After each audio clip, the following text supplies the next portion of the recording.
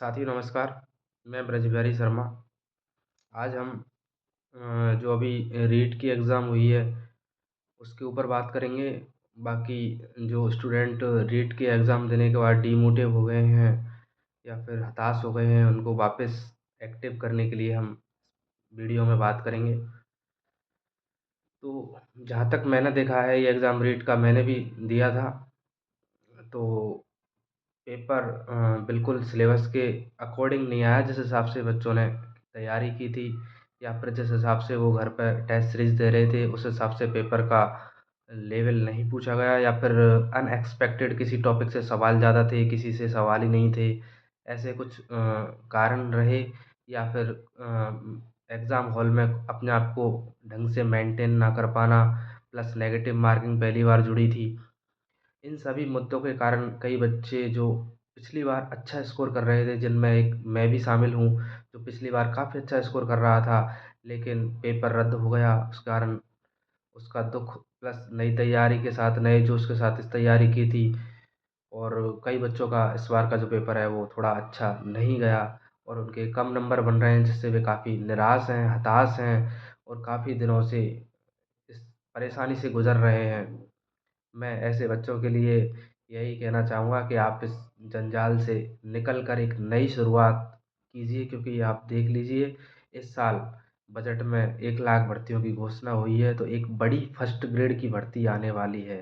अब आप कहेंगे कि सर हमारे पास पीजी डिग्री नहीं है, पीजी जिनके पास है उनके लिए तो बहुत अच्छी विकल्प है फर्स्ट ग्रेड, क्योंकि बहुत बढ़िया वैकेंसी आने वाली है। जहाँ आप थर्ड ग्रेड बनने वाले थे, उसके स्थान पर आप डायरेक्ट ही फर्स्ट ग्रेड बनोगे। अभी से आप अपनी तैयारी चालू कर दें, जिससे जब तक नोटिफिकेशन आए उस समय तक आप इस भर्ती में काफ़ी आगे निकल चुके होंगे। बात करते हैं जिनके पास पीजी नहीं है, तो उनकी रीट की तैयारी काफ़ी अच्छी है। अब रीट की तैयारी इतनी अच्छी होने के बावजूद उनका इस बार अच्छा स्कोर नहीं रहा है, ये बात मैं मानता हूँ। तो आप अपनी उस तैयारी को एक धार दे दीजिए दोबारा से, क्योंकि आप देख लीजिए, संस्कृत शिक्षा विभाग में 1000 पद के आसपास बताए गए हैं, लेकिन ये भर्ती उससे कहीं ज़्यादा आने वाली है, यानी कि 200-300 पद और भी ऐड हो सकते हैं। तो साइंस मैथ में इतने पद उन बच्चों के लिए रामबाण साबित हो सकते हैं, जो इस एग्ज़ाम में अच्छा नहीं कर पाए, लेकिन उनकी तैयारी इतनी अच्छी है कि वो टेस्ट सीरीज़ में काफ़ी अच्छे नंबर ला रहे थे। तो उनके लिए ये गोल्डन चांस मैं कहूँगा कि दोबारा से एक अवसर मिलने वाला है आपको उस एग्ज़ाम को फाइट करने का, जिस एग्ज़ाम से आप रह गए हो या जिसके आपने सपने देखे थे। तो जिनकी पीजी नहीं है, उनके लिए मैं कहना चाहूँगा कि 1-2 महीने में इसका विज्ञापन आ जाएगा और बहुत जल्द इसकी एग्ज़ाम हो जाएगी। अनएक्सपेक्टेड डेट रहेंगी। आप सोच रहे होंगे कि 3 महीने फ़ॉर्म के लिए मिलेंगे, 4-5 महीने के बाद एग्ज़ाम होगी, ऐसा नहीं है। 1-2 महीने में विज्ञापन आ जाएगा और पता भी नहीं कब डेट एग्ज़ाम की आ जाएगी, तो इसलिए ये 2-3 महीने हैं, इसको आप सँभालिए और बहुत अच्छे से अपनी संस्कृत विभाग की तैयारी कीजिए। उसके लिए आपको सिलेबस इस रीट का ही फ़ॉलो करना है, जो अभी थर्ड ग्रेड का जो सिलेबस जारी हुआ है, उसके अकॉर्डिंग आप तैयारी कीजिए। आपने कहीं से कोर्स ले रखा है, उसको भी वापस पढ़िए, टेस्ट सीरीज़ ले रखी है, उनको लगाइए और इस रीट के जो यूट्यूब पे कट ऑफ और ये वीडियो आंसर की आ रही हैं, इनके जंजाल से मुक्त होइए। और जिन जो बच्चे इस एग्ज़ाम में थोड़ा अच्छा स्कोर कर रहे हैं या फिर बॉर्डर पे हैं, उनके लिए एक बहुत इम्पोर्टेंट सूचना है कि अभी कल से 20, 21, 22 3 दिन कर्मचारी चयन बोर्ड आंसर की पर आपत्तियाँ लेने वाला है। तो आप क्या कीजिए, जो क्वेश्चन आपके डाउटफुल है या गलत माने गए हैं या आपको ऐसा लगता है कि वो सवाल डिलीट होना चाहिए, उन पर आप आपत्ति दर्ज कराएँ। अब आप ये ना सोचें कि हम आपत्ति नहीं कराएँगे, कोई और लगा देगा, तो कोई और लगा देगा तो नौकरी उसी की लगेगी। मतलब आपत्तियों का ये नहीं कि उसको फ़ायदा मिलेगा, लेकिन ऐसा आप सोचने से क्या पता वो लगा दे, ऐसा नहीं होता है। आप जितना हो सके अपने डाउटफुल सवालों पर आपत्ति दर्ज कराएँ और आपको डाउटफुल सवालों के लिए प्रूफ़ कौन देगा?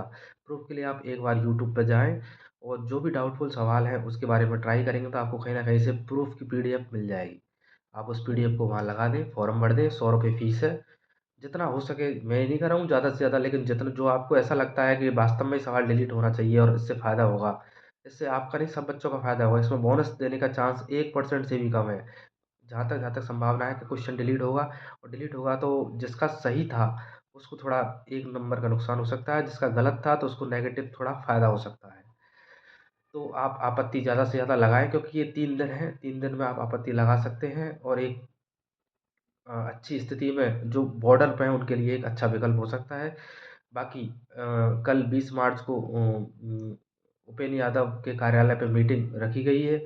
आप उन मीटिंग में जो भी भाई-बंधु जयपुर में रह सकते हैं, जयपुर में रहते हैं, वो एक बार वो कार्यालय की मीटिंग में जाएँ, क्योंकि जब युवा ही इन कार्यक्रमों में भाग नहीं लेगा, तो सरकार अपनी मनमानी करेगी। आप देखते आ रहे हो कि सरकार ने सारे लगभग एग्ज़ामों में आपके साथ क्या किया है। तो सरकार को भी जैसे वो कहते हैं ना कि हम जब तक बोलेंगे नहीं तो कैसे सरकार सुनेगी। तो आप एक बार इन मीटिंगों में भाग, जैसे 20 तारीख को कल मीटिंग होने वाली है, आप उसमें जाएँ और अपने प्रभावी जो विचार हैं उनको रखें कि क्या-क्या हम कर सकते हैं, जिससे सरकार, मान लो फर्स्ट ग्रेड का रिज़ल्ट जारी होने वाला है लेकिन सेकंड ग्रेड के बारे में कोई सूचना नहीं है। मान लो अगर सेकंड ग्रेड का रिज़ल्ट जारी हो जाता है रीट से पहले, तो उससे कम से कम कट ऑफ में 2 या 3 क्वेश्चन की गिरावट आना तय है, आप मानिए इस बात को। क्योंकि साइंस, मैथ में और एसएसटी में ऐसे विद्यार्थी हैं जो सेकंड ग्रेड में भी अच्छा कर रहे हैं और रीट में भी अच्छा कर रहे हैं। तो अगर वो सेकंड ग्रेड में लग जाएँगे, तो रीट को जॉइन नहीं करेंगे। क्योंकि आप जानते हो कि अगर रीट में जॉइन करके छोड़ते हैं तो वो सीट बैकलॉग में चली जाती है, उस पे वेटिंग नहीं आती है। तो मेरा सभी से निवेदन है कि जो 20 तारीख को जो जयपुर में मीटिंग हो रही है उसमें भाग लें, और 22 मार्च को शहीद स्मारक पर जो धरना प्रदर्शन होने वाला है उसमें बढ़ चढ़ कर, जो जयपुर के साथी हैं कम से कम जा सकते हैं रूम पे एक दिन। आपको एक दिन से पढ़ाई में उतना फ़ायदा नहीं होगा जितने आप बॉर्डर पे जो 2-3 नंबरों से रह जाओगे ना, उसका खामियाजा आपको बाद में बहुत दर्द देगा। उसके लिए मैं कह रहा हूँ कि आप जाएँ, जयपुर वाले साथी ज़रूर जाएँ, जो आस-पास रहते हैं शहीद स्मारक को एक बार भर दें। सरकार आपकी हर एक बात को मानेगी, क्योंकि ये युवा है, कुछ भी कर सकता है, चुनाव भी सामने है। तो आपसे ये विषय विनम्र अनुरोध है, या आप, आपके ऊपर छोड़ता हूँ मैं, तो आप माने या ना माने। लेकिन आप अगर जाएँगे तो जो भी साथी वहाँ पर आंदोलन को लीड कर रहे हैं उनको थोड़ी हेल्प मिलेगी, उनके साथ एक यूथ खड़ा होगा, आप भी अपने विचार रख सकते हो। उसके बाद मैं कहना चाहूँगा कि जो बच्चे थोड़े कम नंबर हैं, तो वो निराश ना हों बिल्कुल। ये तो एक थर्ड ग्रेड थी। आगे देखो एसआई थानेदार की भर्ती आने वाली है। संस्कृत शिक्षा विभाग की first grade, second grade, LDC, patwari, ग्राम सेवक, सारी भर्तियाँ आने वाली हैं। आप अपनी योग्यता को देखें कि मेरी क्या योग्यता है और मैं कौन-सी एग्ज़ाम को अच्छा कर सकता हूँ, और उसमें लग जाएँ। मैं आपको यकीन दिलाता हूँ कि अगले कुछ महीनों में आप में जो परिवर्तन आएगा ना, उसको आप महसूस करोगे कि यार मैं कितना बदल चुका हूँ, या फिर कितना कॉम्पिटिशन में आगे आ चुका हूँ। क्योंकि हर साल यही होता है, कट ऑफ, यूट्यूब, इनके चक्कर में लोग अपना समय लगातार बर्बाद करते रहते हैं। उनको पता नहीं चलता हम कहाँ जा रहे हैं, डायरेक्शनहीन ये यूट्यूब पे थंबनेल डाल देते हैं, जिससे कोई कुछ पता नहीं चलता है। इसलिए आप अपना एक टारगेट निश्चित करें, उस टारगेट को फ़ॉलो करने के लिए अपनी थोड़ी-सी प्रयास कर ज़्यादा करें, जो आपने पहले प्रयास किए उसको थोड़ा-सा आप बढ़ा दें। बाकी मैं सभी साथियों को शुभकामना देता हूँ उनके उज्ज्वल भविष्य की। क्योंकि कई बच्चे भी पूछ रहे थे कि आपने एग्ज़ाम दिया तो आपका कितना स्कोर क्या रहा होगा? तो मैं एग्ज़ाम देने गया था तो मेरा 95 प्लस स्कोर है। बाकी डिलीट-विलीट कुछ क्वेश्चन होते हैं, उसके बाद कुछ क्वेश्चन में बोनस मिलते, बोनस नहीं, वो डिलीट होंगे तो उनका वो जो मार्किंग पैटर्न है वो बदलेगा, उसके बाद ही सही स्कोर सामने आ पाएगा। अभी स्कोर बता देना एक सही मैं नहीं मानता, क्योंकि कुछ क्वेश्चन डिलीट होने वाले भी हैं। तो आप मान सकते हो मेरा स्कोर 95 प्लस है। बाकी मुझे नहीं पता कट ऑफ कितनी जाएगी, लेकिन इतनी मैं कह सकता हूँ कि कट ऑफ ज़्यादा नहीं जाने वाली। जाएगी, वो जाएगी, ज़्यादा नहीं जाने वाली, इससे आप समझ सकते हो कि कट ऑफ कितनी जाएगी। बाकी अगर आप सेकंड ग्रेड का रिज़ल्ट पहले निकलवा लेते हो अपने प्रयासों से, तो कट ऑफ 2 से 3 क्वेश्चन नंबर कम रहना तय है, और मैं आपके उज्ज्वल भविष्य की शुभकामना देता हूँ। बाकी जो भी साथी मुझे सुन रहे हैं, मेरी बातों पर गौर करके अपने आप में परिवर्तन लाएँ, और इस जो पेपर का माहौल है, इससे थोड़ा-सा बाहर निकल के अपनी एक नई शुरुआत करें, और आप अच्छी स्थिति में पहुँच जाओगे। आप मतलब बता नहीं सकता मैं किस स्थिति में आपको पहुँच जाना है, क्योंकि संस्कृत शिक्षा विभाग की भर्ती कुछ ही दिनों में आने वाली है, और सेम पोस्ट, सेम वेतन, सब कुछ सेम, सिलेबस सेम। बस आपको एक मौका भगवान ने दिया है, इसलिए आप इस मौके को बनाइए और संस्कृत शिक्षा विभाग में झंडे गाड़ दीजिए। जय हिंद, जय भारत।